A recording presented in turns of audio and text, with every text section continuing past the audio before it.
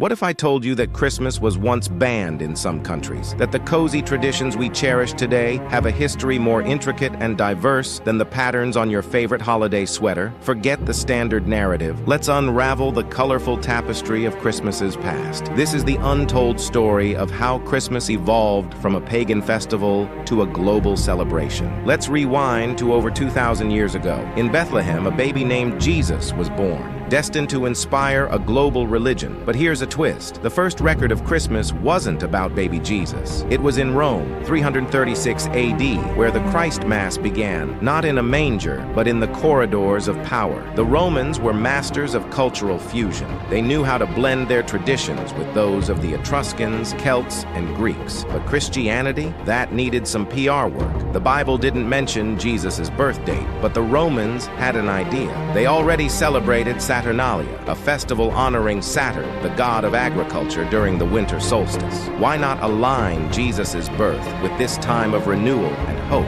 Saturnalia was a wild party. The Romans exchanged gifts, feasted, drank, gambled, and even reversed social roles. Slaves became masters, and masters became slaves. They also decorated their homes with candles and wreaths and sang songs in the streets. Sounds familiar? But not everyone was happy with this new celebration. Some Christians thought it was too pagan, and some pagans thought it was too Christian. In fact, some countries, like England and America, even banned Christmas for a while because they saw it as a corrupt and decadent practice. Oliver Cromwell, the English leader who led the Puritan Revolution, was one of them. He said, "What greater abomination can there be than to celebrate the birth of Christ in a way that he hates?" He outlawed Christmas festivities, such as mince pies, holly, and mistletoe, and ordered people to work on December 25th.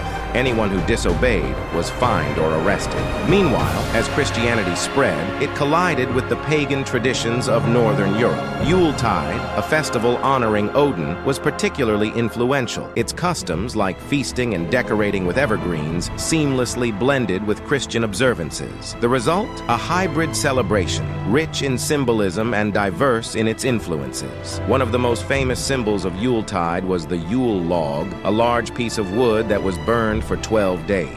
It was believed to bring good luck and protection from evil spirits. Some say that the modern tradition of the Christmas tree originated from this practice, as people brought smaller branches of evergreens into their homes. As a result, Christmas became a mosaic of human history. It's a story of adaptation, of cultures colliding and harmonizing, creating a celebration that's as varied as humanity itself. But what about Santa Claus? How did he become the jolly man in red who flies around the world with his reindeer and sleigh? The name Santa Claus comes from the Dutch nickname for Saint Nicholas, Sinterklaas. The Dutch settlers in New York brought this tradition with them, and soon it spread to other parts of America. In the 19th century, two New Yorkers, Clement Clark Moore and Thomas Nast, shaped the image of Santa Claus that we know today. Moore wrote a poem called A Visit from St. Nicholas, also known as The Night Before Christmas, which described Santa as a chubby and cheerful old man who came down the chimney with a sack of toys.